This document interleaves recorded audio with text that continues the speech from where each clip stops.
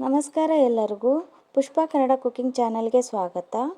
ಇಂದು ಆರೋಗ್ಯಕರ ಮತ್ತು ರುಚಿಕರವಾದ ಹಾಗಲಕಾಯಿ ಪಲ್ಯ ಮಾಡೋಣ. ಕಹಿ ಇರೋದ್ರಿಂದ ಹಲವರು ಹಾಗಲಕಾಯಿ ಪಲ್ಯ ಇಷ್ಟಪಡದೇ ಇದ್ದರೂ ಕೂಡ ಇವತ್ತು ನಾನು ಮಾಡೋ ಈ ವಿಧಾನದಲ್ಲಿ ಮಾಡಿದರೆ ತುಂಬಾ ರುಚಿಯಾಗಿರುತ್ತೆ. ಆರೋಗ್ಯಕ್ಕೆ ಹಲವಾರು ಪ್ರಯೋಜನಗಳನ್ನು ನೀಡುವಂಥ ಈ ಪಲ್ಯ ಅನ್ನ, ರೊಟ್ಟಿ ಅಥವಾ ಚಪಾತಿಯೊಟ್ಟಿಗೆ ಸವಿಬಹುದು. ಬನ್ನಿ ಸುಲಭವಾಗಿ ಹಾಗಲಕಾಯಿ ಪಲ್ಯ ಹೇಗೆ ಮಾಡೋದು ಅಂತ ನೋಡೋಣ.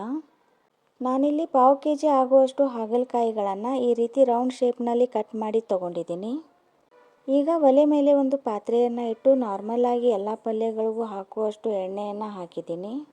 ಎಣ್ಣೆ ಸ್ವಲ್ಪ ಬೆಚ್ಚಗೆ ಆಗ್ತಾ ಇದ್ದಂತೆಯೇ ಕಟ್ ಮಾಡಿರುವಂಥ ಒಂದು ಈರುಳ್ಳಿ, 4 ರಿಂದ 5 ಬೆಳ್ಳುಳ್ಳಿ ಎಸಳು ಮತ್ತು ಕರಿಬೇವು ಸೇರಿಸಿದ್ದೀನಿ.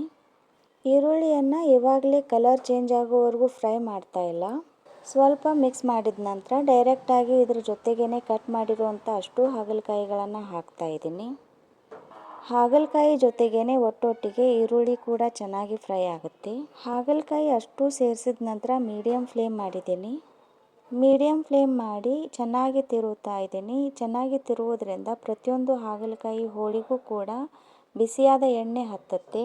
ಬಿಸಿಯಾದ ಎಣ್ಣೆ ಎಲ್ಲ ಹಾಗಲಕಾಯಿ ಹೋಳುಗಳಿಗೂ ಹತ್ತೋವರೆಗೂ ಕೂಡ ಚೆನ್ನಾಗಿ ತಿರುವಬೇಕು. ಚೆನ್ನಾಗಿ ಎಲ್ಲವೂ ಮಿಕ್ಸ್ ಆದ ನಂತರ ಲೋ ಫ್ಲೇಮ್ ಮಾಡ್ತಾ ಇದ್ದೀನಿ. ಲೋ ಫ್ಲೇಮ್ ಮಾಡಿದ ನಂತರ ಮುಚ್ಚಳನ ಮುಚ್ಚಿ 1 ನಿಮಿಷ ಬಿಡ್ತಾ ಇದ್ದೀನಿ. 1 ನಿಮಿಷ ಆದ ನಂತರ ಮತ್ತೆ ಮುಚ್ಚಳನ ತೆಗೆದು ಮೇಲೆ ಕೆಳಗೆ ಮಾಡ್ತಾ ತಿರುವಿ ಹಾಕ್ತಾ ಹುರಿಬೇಕು.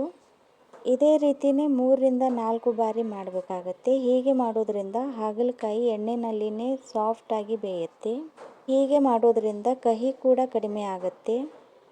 ಈ ರೀತಿ ಎಣ್ಣೆಯಲ್ಲಿ ಸಾಫ್ಟಾಗಿ ಫ್ರೈ ಮಾಡ್ಕೊಳ್ಳೋಕ್ಕೆ 4 ರಿಂದ 5 ನಿಮಿಷ ಬೇಕಾಗತ್ತೆ. ಇವಾಗ ನೋಡಬಹುದು ಹಾಗಲಕಾಯಿ ಕಲರ್ ಚೇಂಜ್ ಆಗಿದೆ ಮತ್ತು ಬೆಂದಿದೆಯೋ ಇಲ್ಲವೋ ಅನ್ನೋದಕ್ಕೆ ಒಂದು ಹಾಗಲಕಾಯಿನ ಬೆರಳಿನಿಂದ ಚಿವುಟಿ ನೋಡಬಹುದು. ಹಾಗಲಕಾಯಿ ಇಷ್ಟು ಮೆತ್ತಗೆ ಆಗಿದೆ ಅಂದಾಗ 1 ಅಥವಾ 2 ಟೊಮೆಟೊ ಕಟ್ ಮಾಡಿ ಸೇರಿಸಿ. ಜೊತೆಗೆ ರುಚಿಗೆ ತಕ್ಕಷ್ಟು ಉಪ್ಪು, ಸ್ವಲ್ಪ ಅರಿಶಿಣ ಪುಡಿ, ಅರ್ಧ ಟೀ ಸ್ಪೂನ್ನಷ್ಟು ಖಾರದ ಪುಡಿ, 2 ರಿಂದ 3 ಟೀ ಸ್ಪೂನ್ ಆಗುವಷ್ಟು ಶೇಂಗಾ ಪುಡಿ, ಅರ್ಧ ಅಥವಾ 1 ಟೀ ಸ್ಪೂನ್ ಆಗುವಷ್ಟು ಗುರೆಳ್ಳು ಪುಡಿ ಮತ್ತು ಕೊನೆಗೆ ಸ್ವಲ್ಪ ಬೆಲ್ಲ ಸೇರಿಸಿದ್ದೀನಿ. ನಾನಿಲ್ಲಿ ಹುಣಸೆ ಹಣ್ಣಿನ ರಸ ಸೇರಿಸ್ತಾ ಇಲ್ಲ. ನಿಮಗೆ ಪಲ್ಯ ಹುಳಿ ಬೇಕು ಅನಿಸಿದರೆ 1 ರಿಂದ 2 ಟೀ ಸ್ಪೂನ್ ಆಗುವಷ್ಟು ಹುಣಸೆ ಹಣ್ಣಿನ ರಸ ಸೇರಿಸಬಹುದು.